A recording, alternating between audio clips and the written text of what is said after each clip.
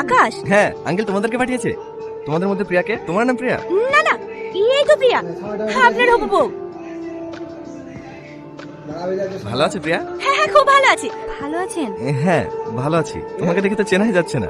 ছোটবেলায় কত মোটা সোটা ছিলে, খাওয়া দাওয়া করো না নাকি? আপনার জন্যই তো আজ 15 বছর হয়ে গেল গ্রাম ছেড়ে চলে গেছে। একদিন ফোন করে খোঁজ নিছে? যতই ব্যস্ত থাকে এক কল ফোন তো করতে পারতেন। আসলে ফোন করে লোকে কি ভাববে না ভাববে, আর তাছাড়া প্রিয়ার নাম্বারও আমার কাছে ছিল না। এই চো বাড়িতে সবাই অপেক্ষা করছে। হ্যাঁ আকাশ, কত বড় হয়ে গেছে মধু, সেই এতটুকু বেলায় দেখেছি। তোমার আব্বা মা ভালো আছে তো? হ্যাঁ ভালো আছে। আপনি ভালো আছেন তো আন্টি? আরে থাক মতো থাক, এতদিন আসার সময় হলো, বোনকে ফোন করে করে হাঁপে গেছি। অত লজ্জা কিসে? নিজের বাড়ি আসবে, বেড়াবা, খাবা, তবে তো ভালো লাগবে। ভালো আছে বাপ? হ্যাঁ আঙ্কেল, আপনি ভালো আছেন? হ্যাঁ হ্যাঁ, আসতে কোনো অসুবিধা হয়নি তো বাপ? না আঙ্কেল। যাও বাপ যাও, ঘরে উঠি বসো। প্রিয়া যা, ঘরে নিয়ে যা।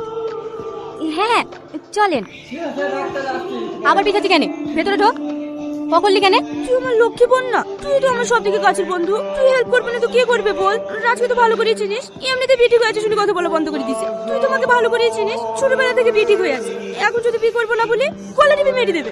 আর আমিও প্রিয়ার সাথে নাটক করতে জানতে পারলে গলে পা তুলে দাঁড়াবে। তোকে বিয়ে করতে বলছি নাকি? ও 7 দিনের জন্য এসেছে তো, তুই 2 দিন আমাকে সময় দে। তুই শুধু প্রিয়া হয়ে ওকে সাথে সাথে ঘুরে ঘুরে লিবে রাখ। আর 2 দিনের মধ্যে যদি আমাকে তাড়াতে না পারি তাহলে আমার নামও সাথী না।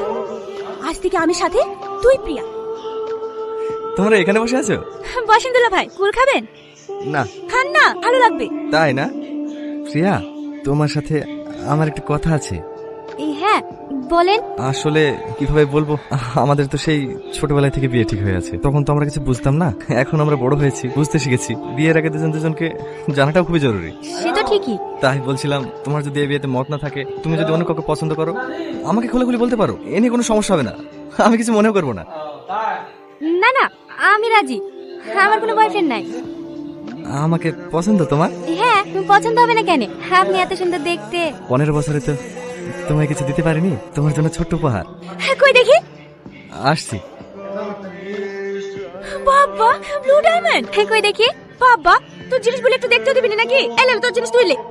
না না, দেখ।